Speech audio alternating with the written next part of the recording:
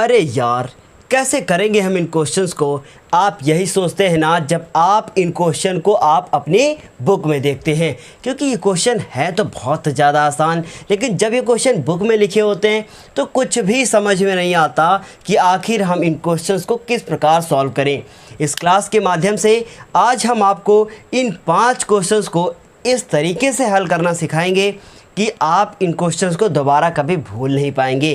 तो चलिए फिर बिना देर किए हुए क्लास को शुरू करते हैं और आपको बताते हैं कि ये 5 क्वेश्चन किस प्रकार किए जाएंगे।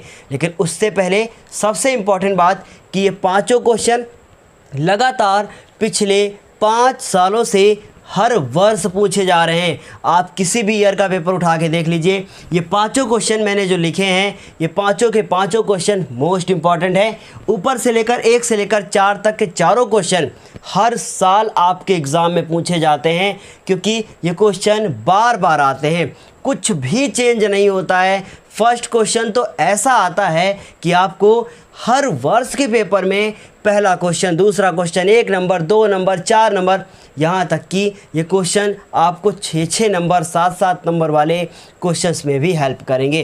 क्योंकि आज की इस क्लास में हम बिल्कुल बेसिक से शुरू करेंगे और आपको बताएंगे कि इन क्वेश्चंस को आपको किस प्रकार हल करना है। तो चलिए फिर देर किए बिना हम लोग क्लास को शुरू करते हैं। पहला क्वेश्चन आपको स्क्रीन पर दिख रहा है, लिखा है कि एक विद्युत चालक में 1 एम्पियर की धारा बह रही है। एक विद्युत चालक है मतलब कोई एक तार है और उसमें 1 एम्पियर की धारा बह रही है। ये एम्पियर क्या है? ये धारा का मात्रक है। ये सब बातें हम आपको बता चुके हैं। उसके बाद देखिए क्या लिखा है, इसमें प्रति सेकंड का अर्थ होता है 1 सेकंड, मतलब ये टाइम इन्होंने दे दिया है 1 सेकंड। प्रति सेकंड बहने वाले इलेक्ट्रॉनों की संख्या क्या होगी? मतलब कि अगर ये चालक तार है और इस चालक तार में 1 एम्पियर की धारा प्रवाहित हो रही है तो हमें ये बताना है कि जब घड़ी में 1 सेकंड ओवर होगा तो इसमें कितने इलेक्ट्रॉन इसमें बह जाएंगे। समझ रहे हैं बात को? तो बिना देर किए हुए लिखते हैं कि दिया क्या है। सबसे पहले हम लोग लिखेंगे कि आखिर हमें इस क्वेश्चन में क्या दिया है। इस क्वेश्चन में हमें सबसे पहले दी है विद्युत धारा, और विद्युत धारा को हम लोग किससे लिखते हैं?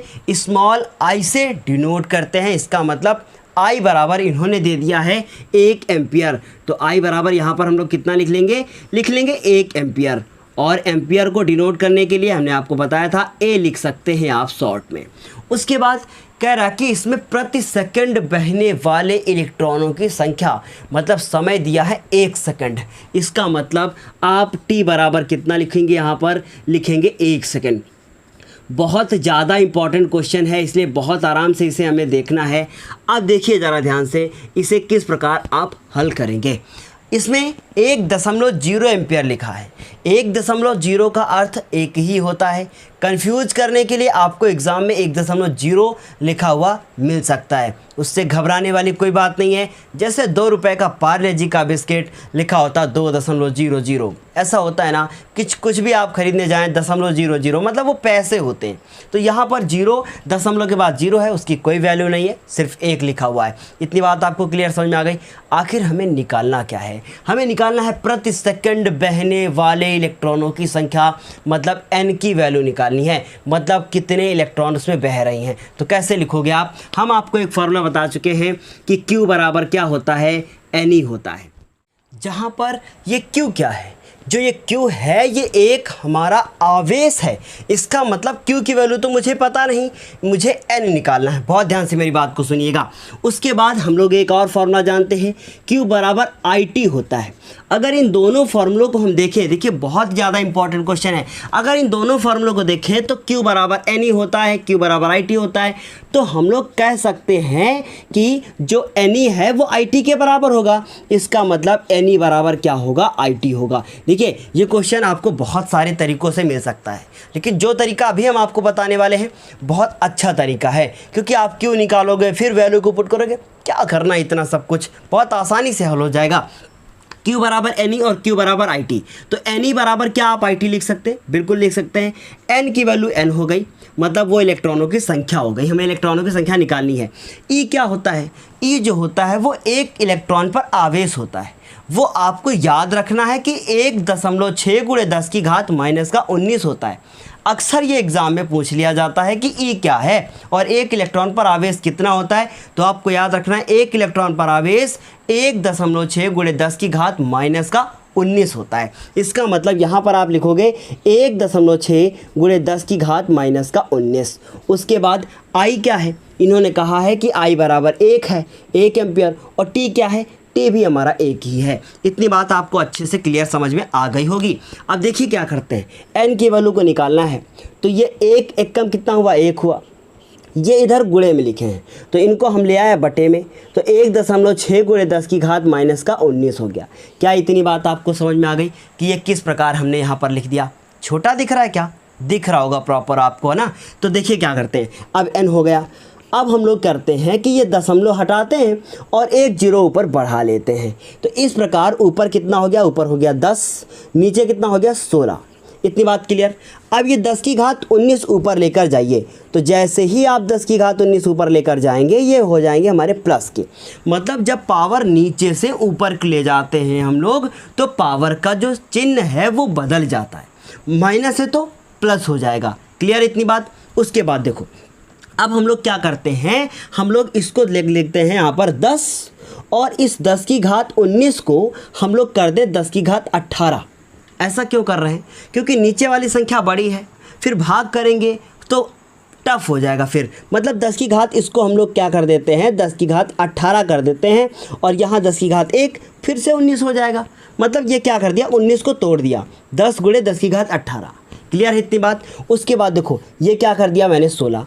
अब देखिए अगर ध्यान से हम लोग तो ये कैंसिल आउट हो रहा है 2 से। तो अगर हम लोग इसको 2 से कैंसिल आउट करें तो ये कितना होगा, 2 2 अट्ठे 16।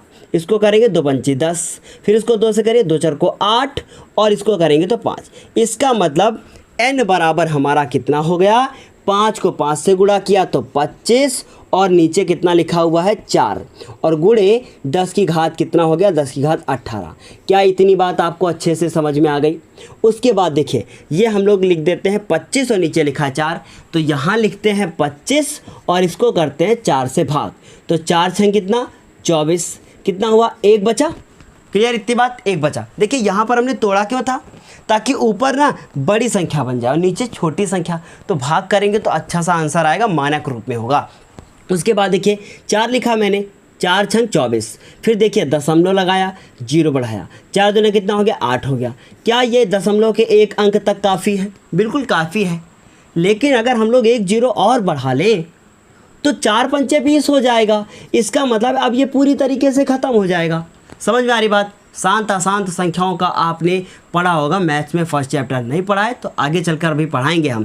तो इस तरीके से आप 6.25 क्या लिखा, 6.25 गुणे 10 की घात कितना हो गया, 10 की घात 18। इस प्रकार हम लोग कह सकते हैं कि इलेक्ट्रॉनों की संख्या कितनी हो गई, इलेक्ट्रॉनों की संख्या हो गई n बराबर 6.25 गुणे 10 की घात कितना 18। इस प्रकार ये आंसर आ गया। इस फॉर्मूले पर आधारित इतने ज़्यादा न्यूमेरिकल आपको करने हैं कि वो आपको एग्ज़ाम में हर वर्ष मिलने ही वाले हैं। मतलब कि अब हर वर्ष तो आप एग्ज़ाम दोगे नहीं, लेकिन इस वर्ष जो आप एग्ज़ाम देने जा रहे हो 100% ये क्वेश्चन उसमें आ सकता है। आ सकता क्या, आएगा ही, क्योंकि हर वर्ष ना इस तरीके के क्वेश्चन पूछे ही जाते हैं। पहला क्वेश्चन क्लियर। अब बात करते हैं दूसरे क्वेश्चन की। देखिए अगर कुछ भी प्रॉब्लम है, समझ में नहीं आया है तो आप फिर मुझे व्हाट्सअप कर सकते हैं। वैसे इस क्वेश्चन में कुछ ऐसा टफ था नहीं, अगर आपको प्रॉब्लम हुई तो आप मुझसे अलग से बाद में व्हाट्सअप करके पूछ सकते हैं। फर्स्ट क्वेश्चन क्लियर हो चुका है। अब क्वेश्चन नंबर बात सेकेंड की करते हैं। एक कूलाम में इलेक्ट्रॉनों की संख्या क्या होगी, सबसे ज़्यादा इंपॉर्टेंट क्वेश्चन। एक कूलाम में कितने इलेक्ट्रॉनों की संख्या होगी, इसका मतलब एक कूलाम आवेश है और उसमें हमसे इलेक्ट्रॉनों की संख्या पूछी जा रही है। बहुत ध्यान से मेरी बात को समझिएगा। इन्होंने दिया है आवेश, दिया है मतलब कि हम लोग आवेश को हम दे दिया, इन्होंने आवेश Q से लिखा जाता है और एक कूलाम आवेश में इलेक्ट्रॉनों की संख्या, तो हम लोग Q बराबर क्या कह रहे हैं, उन्होंने कह दिया कि Q बराबर एक कूलाम। ठीक है, इतनी बात आपको समझ में आ गई। उसके बाद बाकी कुछ नहीं पता, अब इसको हम लोग हल करेंगे तो हम लोग एक फॉर्मूला जानते हैं, Q बराबर होता है Ne। क्या इतनी बात आपको समझ में आ गई, है ना। अब यहाँ पर Q की वैल्यू तो दे दी, E की वैल्यू तो फिक्स ही होती है, N की वैल्यू अननोन है, कितना आसानी से सॉल्व हो जाएगा। देखिए बिल्कुल बहुत अच्छा कैलकुलेशन है। मैंने क्या किया, Q की वैल्यू को देखा 1, मैंने 1 रख दिया चुपके से। उसके बाद N की वैल्यू भाई अननोन है। अब E की वैल्यू क्या है, मैं बार बार बता रहा हूँ कि E की वैल्यू 1.6 × 10 की घात -19 कूलाम होती है।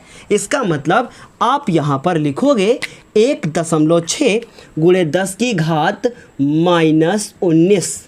अब यहाँ से निकालना क्या है, यहाँ से मुझे निकालना है n, तो n को पड़ा रहने दीजिए अकेला और ये ले आइए नीचे। इसका मतलब 1 हो गया और नीचे हो गया 1.6 × 10 की घात -19। कुछ ये वैसा ही बन गया है जैसा न्यूमेरिकल अभी आपने किया है। इतनी बात क्लियर, बिल्कुल वैसा ही तो है। अब देखो क्या करोगे आप, फिर से एक बार ज़रा इसमें प्रैक्टिस करके देख लेते हैं कि क्या होगा, क्योंकि आगे के क्वेश्चन भी बहुत ज़्यादा इंपॉर्टेंट है। देखिए ध्यान से, पॉइंट हटाया, 0 बढ़ाया, क्या हुआ 10 हुआ बटे में 16 और ये 19 मैंने ऊपर भेजा, तो 10 की घात कितना हो गया, प्लस का 19 हो गया। इतनी बात क्लियर। और इधर क्या हो गया, n हो गया। इस बार n उधर लिखा है, कोई बात नहीं।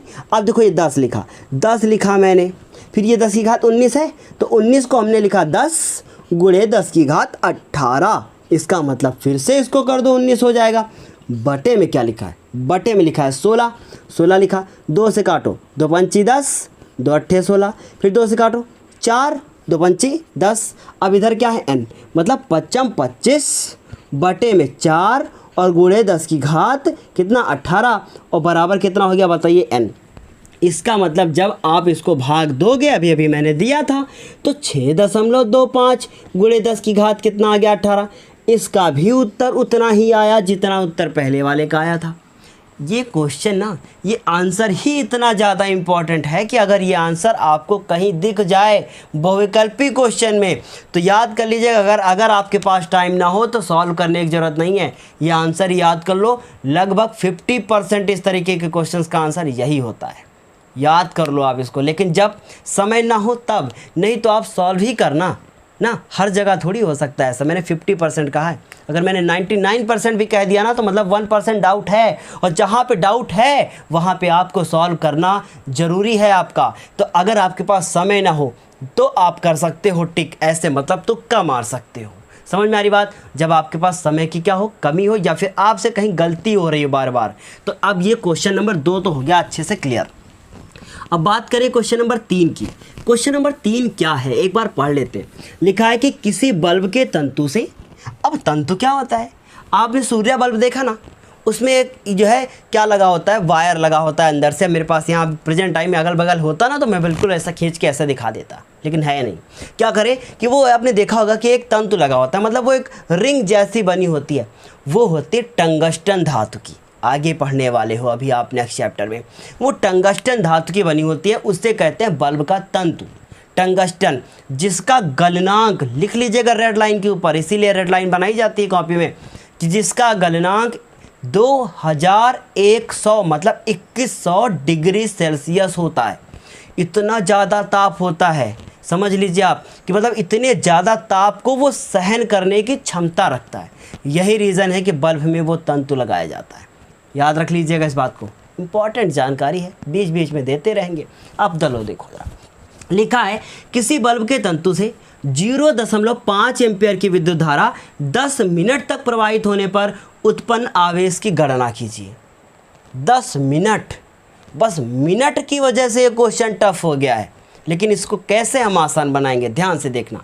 लिखा है किसी बल्ब के तंतु से 5 एम्पियर 0.5, 5 नहीं 0.5। इसका मतलब इस क्वेश्चन में हम लोगों को क्या दे दिया है, धारा दे दी है। क्या दे दी है, धारा। कितनी धारा दी है, धारा को लिखते किससे, आई से। कितनी धारा है, 0.5 एम्पियर। ये धारा इस क्वेश्चन में हम लोगों को दे दी है। कोई चीज़ अगर डाउट हो तो बिल्कुल पूछिएगा। विद्युत धारा 10 मिनट तक, मतलब समय दिया है 10 मिनट, तो हम लोग इसमें लिखेंगे समय। समय लिख दिया मैंने, कितना लिखा, 10 मिनट। अब देखो जरा मेरी बात बहुत ध्यान से आप सुनना, ठीक है।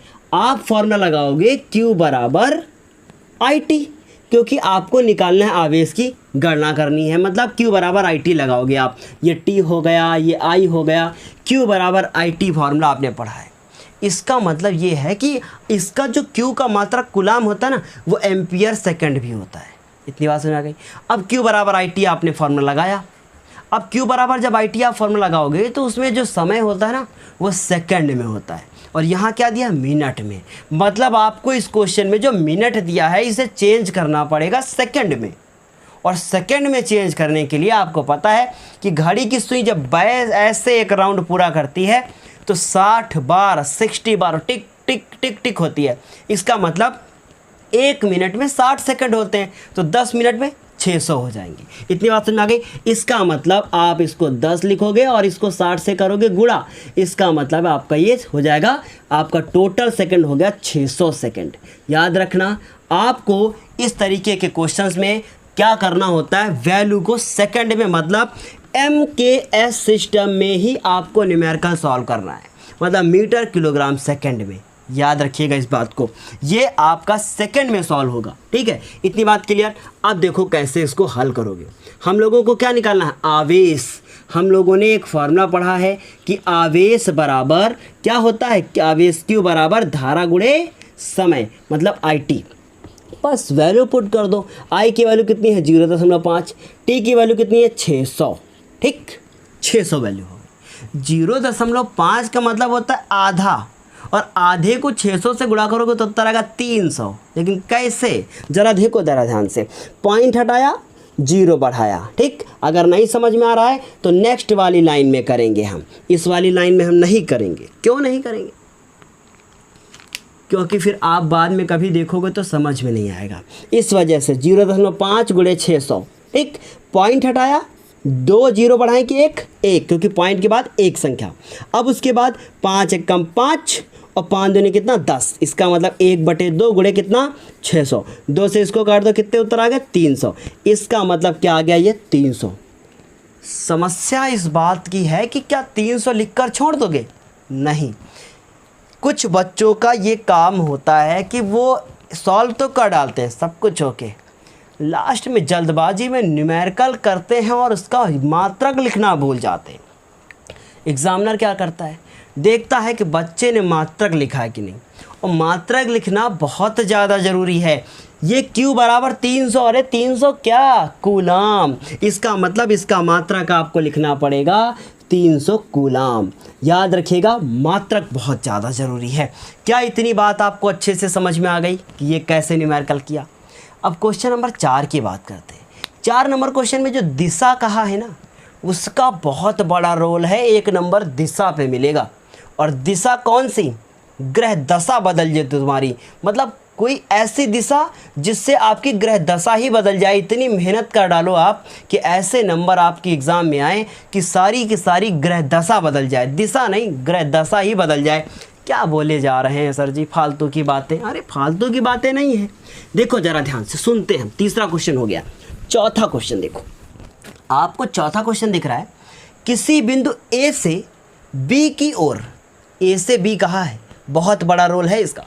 किसी बिंदु A से B की ओर 10 की घात 8 इलेक्ट्रॉन इतने सेकंड में प्रवाहित होते हैं।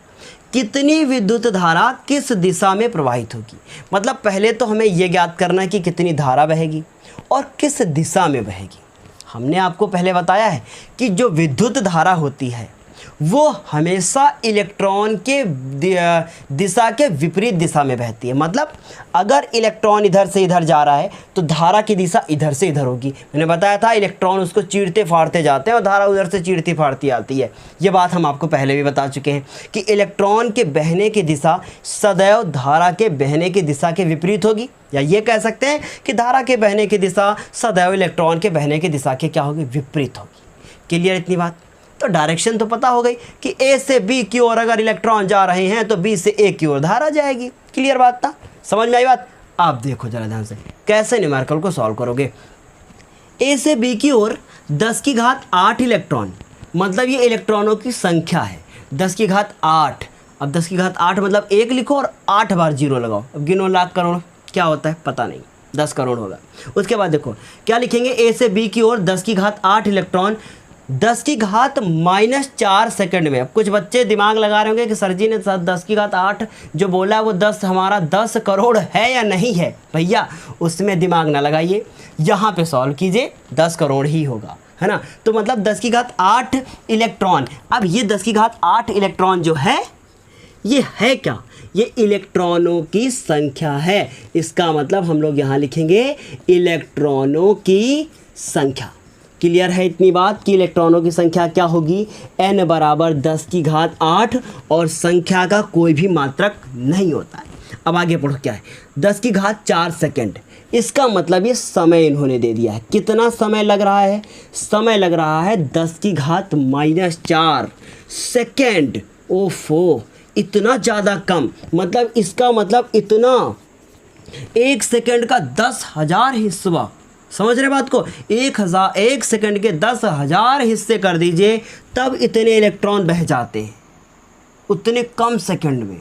सोचिए आप कि कितना जो है ज़्यादा इलेक्ट्रॉन तेज़ी से बह रहे हैं। फिर आगे देखो ज़रा, इन सब चीज़ों से हमारा कोई लेना देना नहीं, न्यूमेरिकल को सॉल्व करना है, लेकिन फिर भी आपके नॉलेज के लिए। अब देखो कितनी विद्युत धारा किस दिशा में प्रवाहित होगी, हमें n पता, हमें t पता, हमें n पता, हमें t पता, और हम फॉर्मूला जानते हैं I बराबर Q/T। ना तो मुझे Q पता, तो कौन सा फॉर्मूला लगाएंगे। बहुत इंपॉर्टेंट क्वेश्चन है। देखो कैसे लिखोगे आप लिखोगे कि चूँकि Q बराबर आपने पढ़ रखा है फॉर्मूला NE, तथा एक फॉर्मूला आपने Q बराबर IT पढ़ रखा है, तो वही फार्मूला जो पहले क्वेश्चन में लगा था Q बराबर NE, Q बराबर IT, तो इसका मतलब ये वाला इसके बराबर है। अब मुझे देखो ज़रा ध्यान से, उसने पूछा कितनी धारा बहेगी, I निकालना है, T दिया है, E फिक्स होता है, N भी दिया है, सब कुछ तो दिया है। देखो क्या करेंगे, हम लोग लिखेंगे Q बराबर NE तो Q बराबर IT। इतनी बात क्लियर। इसलिए हम लोग लिख सकते हैं कि जो हमारी IT होगी वो NE के क्या होगी, बराबर होगी, या NE क्या होगी, IT के बराबर होगी। दोनों एक ही चीज़ है। यहाँ पे I अननोन था तो हमने उसको लेफ़्ट साइड रख लिया, NE पता था पूरा का पूरा तो हमने उसको राइट साइड रख लिया, कोई प्रॉब्लम नहीं, चाहे जिधर रख लो। अब देखो I तो हमारी अननोन है, T क्या है, 10 की घात -4 है। उसके बाद देखो अभी एक इम्पॉर्टेंट वाली बात बताएंगे, फिर n की वैल्यू कितनी है, 10 की घात 8, और e की वैल्यू क्या होती है, 1.6 गुणे 10 की घात -19। क्या ये बात समझ में आ गई।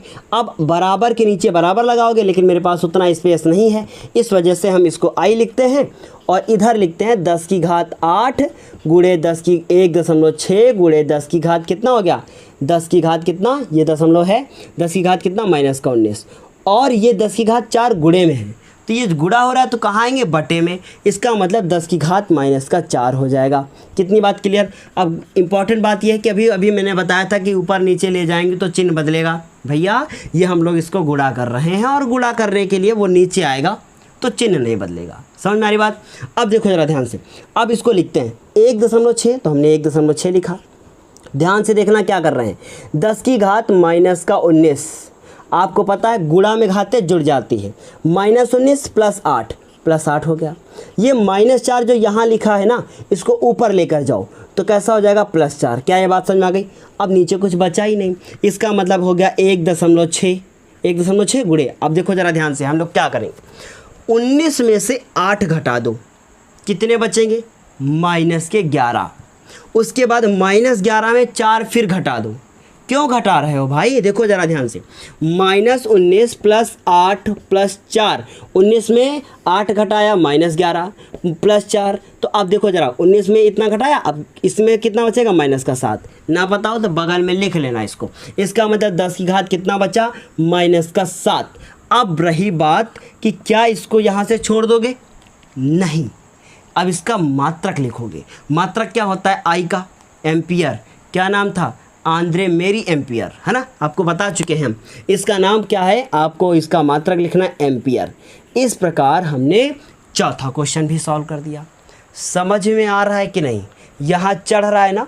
अब देखो क्या है, चौथा हल हो गया। पांचवा क्वेश्चन बचा है, बहुत आसान है, बहुत ज़्यादा आसान है। चलो करते हैं पांचवा क्वेश्चन। अब इसको हम लोग पूरा साफ करते हैं, बात करते हैं 5 नंबर क्वेश्चन की। 5 नंबर क्वेश्चन में इन्होंने डायग्राम बना कर दिया है। ये जो छोटा सा डायग्राम आपको दिख रहा है ना, कल हम इसके बड़े बड़े डायग्राम का यूज करके परिपथ की धारा को फाइंड करने वाले न्यूमेरिकल को सॉल्व करेंगे। आज छोटा छोटा। चलो देखिए क्या किया, इस प्रकार का परिपथ बना है जहाँ पर ये 2 ओम है, फिर उसके बाद इधर भी कितना है 2 ओम है, और उसके बाद ये यहाँ से ऐसे फिर ऐसे और एक बैटरी से जोड़ दिया गया है। ये इसका धन सिरा, ये ऋण सिरा। हमसे कहा गया है कि यहाँ पर अगर 2 ओम हो और यहाँ पर इन्होंने कहा है 2 वोल्ट। ठीक, इतना डायग्राम बना कर दिया। इनके कहने का मतलब है निम्न परिपथ में धारा का मान ज्ञात कीजिए, मतलब इस बैटरी से निकलने वाली कितनी धारा है इसकी गणना हमें करनी है। समझ में आ रही है इतनी बात कि इस बैटरी में स्विच तो इन्होंने लगाया नहीं, डायरेक्ट बैटरी जोड़ दी। पहली बात तो ये गलत किया, स्विच लगाना चाहिए था, मान लो करंट मार दे हमको तो। अब देखो ज़रा ध्यान से, 2 वोल्ट की हमने क्या लगा दी बैटरी, या बैटरी है कि सेल, सेल है ना, देखो ज़रा ध्यान से क्या है, सेल है। बैटरी में क्या होता है, सेल होते हैं 2, एक ही मतलब दो या 2 से अधिक सेलों के संयोजन को बैटरी कहते हैं। यहाँ पर तो सेल लगा है, सेल लगा है, कोई बात नहीं, करंट नहीं मारेगा, सिंगल है। फिर देखो ज़रा ध्यान से, अब क्या किया, 2 वोल्ट की बैटरी, सेल हो गया ये, ठीक है, 2 वोल्ट का सेल हो गया। अब यहाँ से जैसे ही स्विच ऑन होगा इसमें धारा बहने लगेगी और ये निकालना कितनी धारा बहेगी। अब देखो ज़रा ध्यान से, अगर इसका धन सिरा इधर है तो इसका मतलब यहाँ से धारा निकलेगी तो ये धारा आई निकलेगी, यहाँ धारा जाएगी तो धारा आई निकलेगी, और इधर वापस आएगी तो फिर आई वापस आ जाएगी। जा रही तो भाई वापस भी तो आएगी ना। ठीक है, अब ये क्वेश्चन नंबर कितना है, 5। अब हमें अगर V दिया हुआ है तो सबसे पहले हम लोग लिखेंगे कि क्या क्या मुझे दिया है। इस क्वेश्चन में हमें दिया है विभवांतर, जिसको हम लोग क्या लिखते हैं V से, तो हम लोग क्या लिख सकते हैं कि हमको दिया है V बराबर 2 वोल्ट। 2 वोल्ट इन्होंने दे रखा है। उसके बाद ये 2 प्रतिरोध हैं, अगर इन दोनों प्रतिरोधों को जोड़ दें और जोड़ने के बाद एक प्रतिरोध बना लें और ओम का नियम लगा दें, क्वेश्चन सॉल्व। क्या करें, पहले हम इन दोनों को जोड़ लें, जब इन दोनों को जोड़ लेंगे तो इस प्रकार ये जुड़ जाएंगे। और मान लो ये समांतर क्रम में है, ये सब पिछली क्लास में मैंने बताया ही है कि धारा अगर यहाँ पे निकली, धारा यहाँ पे पहुँची तो धारा को 2 हिस्सों में बंट जाना है, और धारा अगर 2 हिस्सों में बंट जाएगी तो इसका मतलब 2 और 2 कौन से क्रम में, 2 और 2 ये हमारे समांतर क्रम में। इतनी बात क्लियर। अब हम लोग लिख सकते हैं कि हल लिखेंगे, और हल में लिखेंगे कि चूँकि 2 ओम व 2 ओम कौन से क्रम में है, समांतर क्रम में है। ये आपको मैंने पिछली क्लास में पढ़ाया है। अगर आपने पिछली क्लास नहीं देखी है तो डिस्क्रिप्शन बॉक्स में विद्युत नामक एक लिंक पड़ी है, उस पर क्लिक कीजिएगा, पूरा चैप्टर आपको वहाँ पर मिल जाएगा, आप वहाँ से देख सकते हो। अब लिखा हमने 2 ओम व 2 ओम समांतर क्रम में है, क्रम में है। इतनी बात क्लियर। तो इसका मतलब समांतर क्रम का फॉर्मूला 1/r बराबर 1/r1 प्लस 1/r2। अब इसका मतलब 1/2 प्लस 1/2, और आपको इतनी बात तो अच्छे से क्लियर हो चुकी होगी कि 1/2 1/2 एक ही आएगा, आधा आधा एक होता है। लेकिन भैया अगर कुछ लोगों को नहीं समझ में आया तो लासा लेकर हम इसको जोड़ देते हैं, 2/2 हो गया, 1/r हो गया, 1/r हो गया। इस तरीके से ये 2 से 2 काट दिया मैंने, 1/1 हो गया, 1 का गुणा r से हुआ r हो गया, फिर 1 का गुणा 1 से हुआ तो 1 हो गया। इस प्रकार r बराबर 1 ओम हमने निकाल लिया। अब ये ओम क्या है, ओम नमः शिवाय। समझ रहे हैं बात को, इसका मतलब ये 1 ओम का प्रतिरोध है। इतनी बात समझ में आ गई। अब देखो जरा ध्यान से, R पता, V पता। अब क्या करें, अब हम लोग ये करें कि हम लोग एक फॉर्मूला लगा दें। कौन सा, ओम के नियम से, ओम के क्या कर दें, नियम से। और ओम का नियम कहता है कि अगर किसी परिपथ में हम लोग को धारा निकालनी है ना, तो हम लोग फॉर्मूला पढ़े V बराबर I और R, ये ओम का नियम था। या फिर आप कहें R बराबर V/I, वो भी हो सकता है। इसका मतलब I निकालना है तो V इधर आया, R कहाँ हुआ, नीचे आया। V की वैल्यू 1 कि 2, R की वैल्यू कितनी, 1, और ये हो गया I। इसलिए हम कह सकते हैं कि I बराबर 2 एम्पियर आएगा उत्तर। क्या इतनी बात समझ में आ गई। इस तरीके से हमने ये 5 क्वेश्चन आपको सॉल्व करके दे दिए हैं। अब ये 5 क्वेश्चन जो हमने आपको सॉल्व करके दे दिए हैं, ये थे बहुत ज़्यादा इम्पोर्टेंट क्वेश्चन। इन क्वेश्चंस में ऊपर के जो 4 क्वेश्चन हैं ये सबसे ज़्यादा इम्पॉर्टेंट है और आपके एग्ज़ाम में ये अक्सर पूछे जाते हैं। अब अगली क्लास में हम लोग बड़े बड़े क्वेश्चंस को सॉल्व करेंगे। इसका मतलब अगली क्लास अब बड़ी होने वाली है। उस क्लास में आपको 6 नंबर के इस चैप्टर से जितने क्वेश्चन आते हैं वो करने हैं। उसके बाद फिर हम लोग इसी चैप्टर में पढ़ेंगे विद्युत धारा का तापीय प्रभाव। जो टॉपिक कंप्लीट होने के बाद हम लोग उसमें विद्युत शक्ति, ये सब चीज़ें हैं, वो सब चीज़ें पढ़ेंगे और उसके बाद फिर हम लोग उसके न्यूमेरिकल करेंगे। मतलब अभी ये चैप्टर कंप्लीट नहीं हुआ है, अभी हमको पहले इसमें क्या करने हैं, न्यूमेरिकल्स करने हैं। ये न्यूमेरिकल करने के बाद फिर थोड़ा सा टॉपिक और पढ़ना है। टॉपिक पढ़ने के बाद फिर क्या करना है, फिर टॉपिक पढ़ने के बाद फिर से न्यूमेरिकल लगाने, तब ये चैप्टर कंप्लीट होगा और बहुत अच्छा चैप्टर है।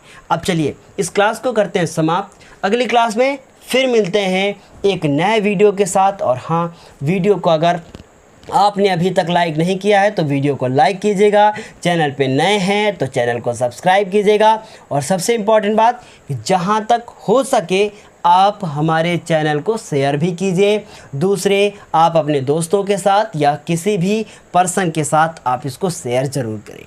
चलिए क्लास को समाप्त करते हैं। अगली क्लास में फिर मिलते हैं एक नए वीडियो के साथ। तब तक के लिए धन्यवाद।